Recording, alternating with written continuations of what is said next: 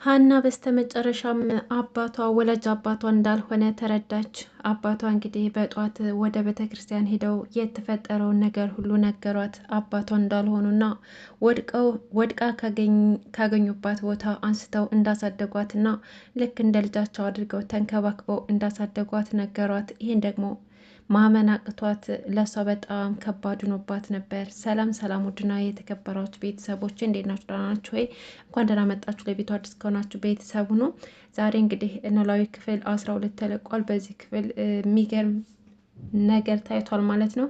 ያልጠበቅነው ነገር እንግዲህ ሀና አባቴ ነው ብላ የምታስበው ሰውዬ አባቷ እንዳልሆነ እንግዲህ አቶ ኖላዊ ወደ ቤተ ክርስቲያን ወስደው በማለዳ ነገሯት ማለት ነው። ይህን ደግሞ ለሷ በጣም ከባድ ነበር፣ ማመን አቅቷት ነበር።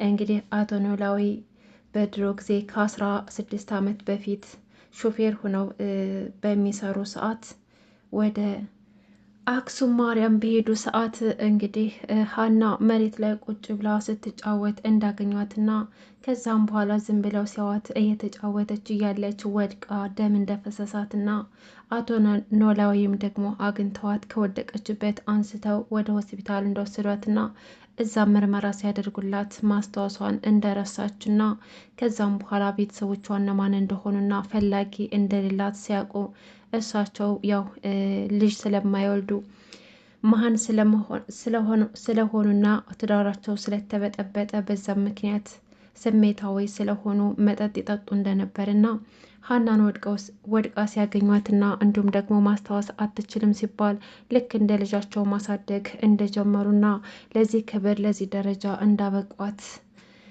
አቶ ኖላዊ ለልጃቸው ሀና ነገሯት ማለት ነው። ሀና ደግሞ እንግዲህ አባቷን ለማሳከም ደፋ ቀና እያለች ባለችበት ሰዓት ይሄን ዱብዳ መቀበል አቅቷት ነበረ።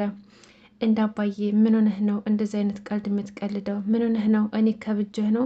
ልጅሽ አይደለሁም ልጅ አይደለሽ የምትለኝ እንዴት ቢሆን ነው? እኔ ይህን መቀበል አልችልም። እኔ ይህን ማመን አልችልም። ምን አስበህ ነው? አንተ እኮ ነህ አባቴ። እንዴት ሊሆን ቻለ? እኔ ከየት ነው የመጣሁት? እያለችም አባቷን ጥያቄ ስታፋጥጥ ነበረ። እንግዲህ በመጀመሪያ ፎቶ ነበር የሰጧት። ያ ፎቶ ደግሞ ህፃን እያለች ከ16 ዓመት በፊት የነበረ ፎቶ ነበረ እና ያን ፎቶ ሲያሳዩት እንደ አባዬ ይሄ እኮ የልጅነቴ ፎቶ ነው አይደል አለችም። አዎ ስትላቸው እና ታዲያ እዚህ ፎቶ ላይ ነበር ለመጀመሪያ ጊዜ የተዋወኩሽ በዚህ እድሜሽ ነበር ብለው ነገሯት። እንዴ ማለት አልገባኝም አባዬ፣ እኔ ከዚህ በፊት ትልቅ ጎረምሳ ሆኜ ነው እንዴ እንደዚህ ጎርምሼ ነው እንዴ የተወለድኩት? ምን ማለት ነው አልገባኝም። ከዛ በፊት ፎቶ አልነበረኝም ወይስ ደግሞ ከዛ በፊት አንተዋወቅም እንዴ እናንተ ብላ ስጠይቃቸው እሳቸውም ደግሞ እንደዛ አይደለም ልጄ ታሪኩ ብዙ ነው። የውልሽ የሆነ ሰዓት ሾፌር ነበርኩ የምሰራው። ከዛም በኋላ ሰው ጭኜ ወደ አክሱም ማርያም በሄድኩበት ሰዓት እዛ ሰዎችን ወደ በዓል ካስገባሁ በኋላ እኔ በእግሬ ወክ እያደረግኩ እያለ አንዲት ህፃን ልጅ ብቻዋን ስትጫወት ነበረ። ከዛም በኋላ እኔም ዝም ብዬ እያየኋት እያለ ድንገት ስትሯሯጥ ትወድቅና ደም ይፈሳታል። ከዛም በኋላ እኔም ደግሞ ደንግጬ ስለነበረ አንስቼ ወደ ሆስፒታል ወሰድኳትና እዛ ዶክተሮች ሲመረምሯት ማስታወስ እንደረሳችና ግን አሁን ላይ ጥሩ ሁኔታ ላይ እንዳለች ነገሩኝ። ከዛም በኋላ እኔ እያደረግኩት በጣም ግራ ገባኝና ምን ማለት ነው ምንድን ነው ማድረግ ያለብኝ ብዬ ስጨናነቅ በቃ አንቺን ልክ እንደ ልጄ ማሳደግ እንዳለብኝ ተሰማኝና እኔ ደግሞ አንቺ በመጣሽበት ሰዓት ህይወቴ ተበጥብጦ ነበረ። ምክንያቱም ባለቤቴ ልጅ ባለመውለደ ምክንያት መሀን በመሆኔ ምክንያት ከሷ ጋር ተጣልተን ተለያይተን ነበርና በዛን አጋጣሚ ነበር አንቺን ያገኘሁሽ እና አንቺን ካገኘሁ በኋላ ህይወቴ ሰመረልኝ። ልጄን ሀናን አግኝቼ ከሀና ጋር ደስተኛ ሁኜ ኖሬያለሁኝ እና እኔ ወላጅ አባትሽ አይደለሁም። ቤተሰቦችሽ እነማን እንደሆኑ አላውቅም። ስለዚህ ከዚህ በላይ በእኔ ምክንያት መጨናነቅ የለብሽም ብለው ነገሯት። ሀና ደግሞ ይሄ ለሷ በጣም ከባድና ፈታኝ ጊዜ ነበረ። እኔ ከዚህ በላይ መስማት አልችልም አለችና ትታቸው ወደ ቤት እያለቀሰ ትሄዳለች። ከዛ አቶ ኖላዊ ወደ ቤት ሲመለሱ ሀና እያለቀሰች ነበር። እንዴ ልጅ ምን ሆነሽ ነው የምታለቅሽው? አላት። እሷም ደግሞ አይ አባዬ ምንም አልሆንኩም፣ ግን እኮ የነገርከኝን ነገር ለመቀበል ከበደኝ፣ እኔ ይሄን ማመን አልችልም አለቻቸው። አይ ልጄ እውነቱ እንግዲህ እንደዛ ነው። እኔ ከዚህ በላይ አንቺ በእኔ እንድትጨናነቂ አልፈልግም። እኔ ልጄ ባትሆኝም ግን እንደ ልጄ ከልጄም በላይ አድርጌ ነው እምወድሽ።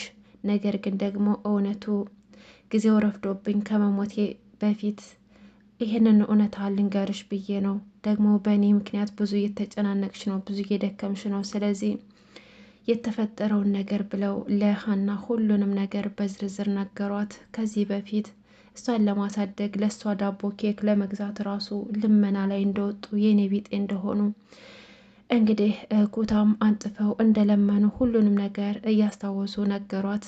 ሀናም ደግሞ በምትሰማው ነገር በጣም ተገርማለች። ከዛም በኋላ ሀና ቆይ ግን አባዬ እዛ ስታገኘኝ ቤተሰቦቼ እነማን እንደሆኑ አታውቅም ወይ ደግሞ ምልክት አላየህም?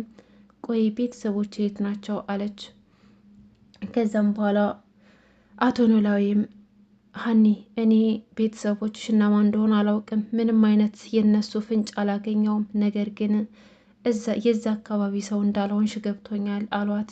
ማለት ምን ማለት ነው ደግሞ ይሄ እንዴት አወቅክ አንተ አለችው።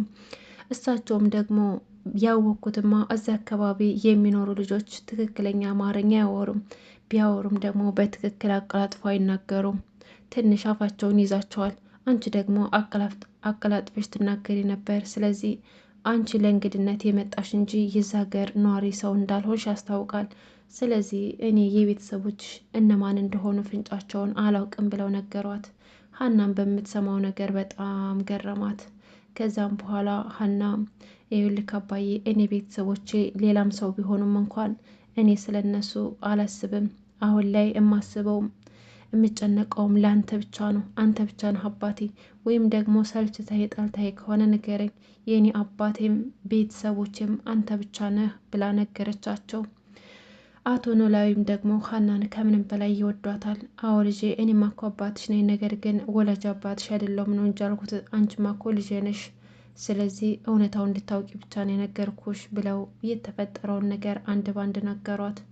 እንግዲህ ሀና ከእነ ወይዘሮ ሜላት ቤት ስራ አቁማለች። ምክንያቱም ድንገት ይሄ ነገር ስለገጠማት የተፈጠረውን ነገር ሳትናገር ድንገት ነበር የቀረችው፣ ስልኳን ማጥፋፍታ የጠፋችው ማለት ነው። እንግዲህ ሰላም ሀናን ከቤት ስታጣት ስልክ እየደወለች እያፈላለገቻት ነበር። ነገር ግን ሀና ልታነሳላት አልቻለችም። በስተ መጨረሻም ስልኳን ትዘጋለች። ሀናም ሰላምም ደግሞ ለሆነ ነገር ስለፈለገቻት ቆይ እንዴት ብጠግብ ነው እንደዚህ የምታደርገው? እኔ እኮ ለሆነ ነገር ፈልጊያት ነበር፣ በቃ አንድ ነገር አግዢ ስላልኳት ነው እንደዚህ የተንቀባረረችብኝ። እኔ ሰላም ማን እንደሆንኩ አሳያታለሁ እያለች ነበረ። በተደጋጋሚ ስልክ ትሞክርባታለች። ሀና ያልገባት ነገር ራሷ ጭንቀት ላይ ናት። የማትችለው ዱብዳ ደርሶባት የተፈጠረውን ነገር ለእሷ አስደንጋጭ ስለሆነባት እንኳን አይደለም ለእሷ ስልክ ልታነሳ ቀርቶ እሷ ራሱ ምን እያደረገች እንደሆነ አልገባትም። ምክንያቱም ይሄ ነገር ለእሷ በጣም ከባድና ፈታኝ ነበረ። አንደኛ አባቷ እንደዛ የምትወደው አባቷ ወላጅ አባቷ እንዳልሆነ ስትሰማ፣ ሁለተኛ ደግሞ ሌላም ቤተሰብ እንዳላትና ተጥላ እንደተገኘች ስታውቅ በጣም ልቧ ተሰብሮ እያለቀሰች ነበረ። በስተ መጨረሻም እንግዲህ ወይዘሮ ሜላት ከሄዱበት ከቱርክ ሀገር ተመልሰው መጥተው እንግዲህ ቤት ሲመጡ ሰላም ቁጭ ብላ ነበር። ከዛ ሰላምን ሰላም ሲሏት ሰላም ግን ሰላምታ ልትሰጣት አልፈለገችም። ፊቷን ነበር ያዞረችባት። እንኳን ደህና መጣሽ ብላ ልክ እንደ ማንኛውም ሰው ትቀበላታለች። ከዛም በኋላ ወይዘሮ ሜላት እንዴ ልጅ ሰላም ምን ሆነሽ ነው? እኔ እኮ እዛ ከርሜ ነው የመጣሁት። በስርዓት ሰላም አትይኝም? አልናፈቅሽም እንዴ አለቻት። እማዬ እንኳን ደህና መጣሽ። አሁን የሌላ ነገር ማውራት አልፈልግም። በቃ አንቺም ደክሞሻል፣ ግቢና አረፍ በይ አለቻት። ከዛም በኋላ እኔማ እንዴት ብዬ ተኛለሁ? ቆይ መጀመሪያ ቀይ ላስገባ አለቻት። አይ ችግር የለውም እሱን ያስገባዋለሁ። አንቺ ሂጂና አረፍት አድርጊ፣ ከሩቅ መንገድ ነው የመጣሽው አለቻት።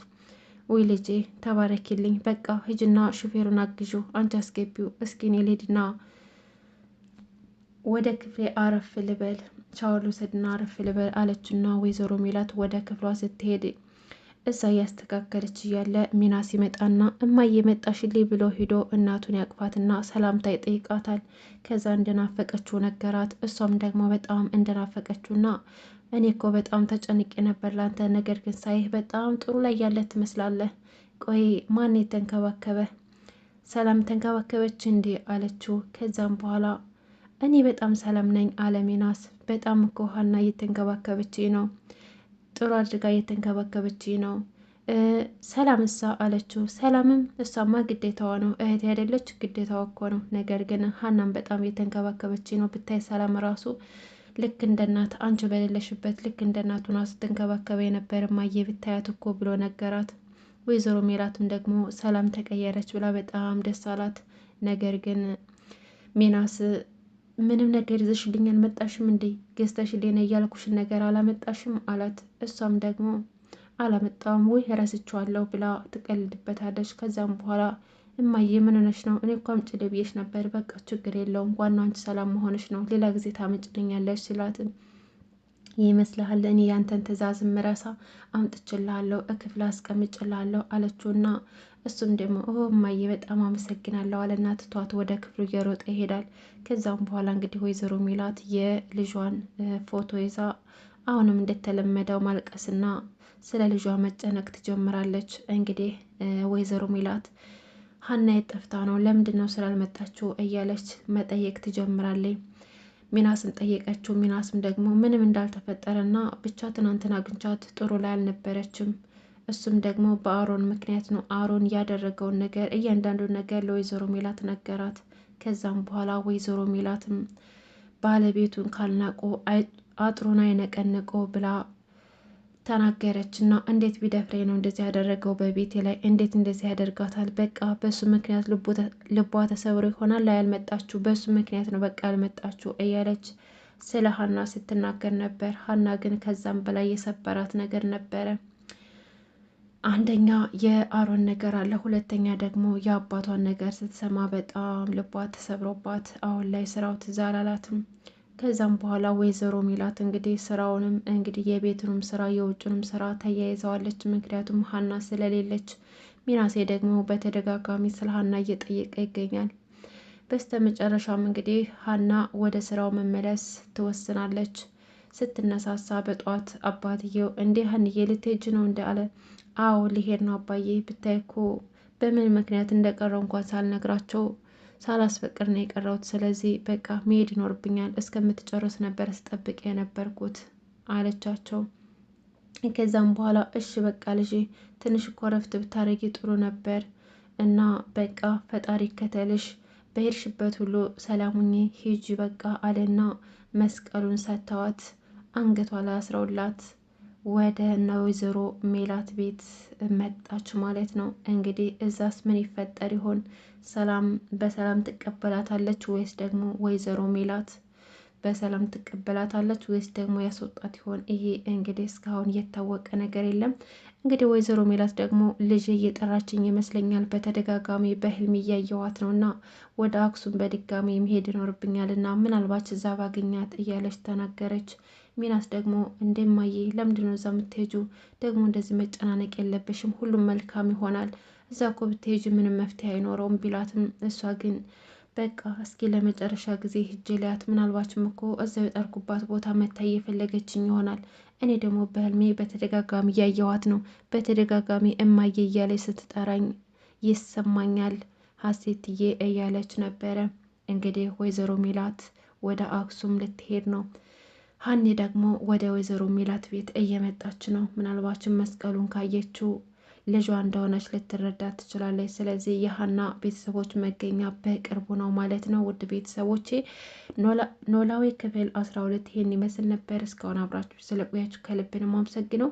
ለቤት አዲስ ከሆናችሁ ሰብስክራይብ ማድረጋችሁ እንዳትረሱ። መልካም ጊዜ ተመኘውላችሁ። አመሰግናለሁ።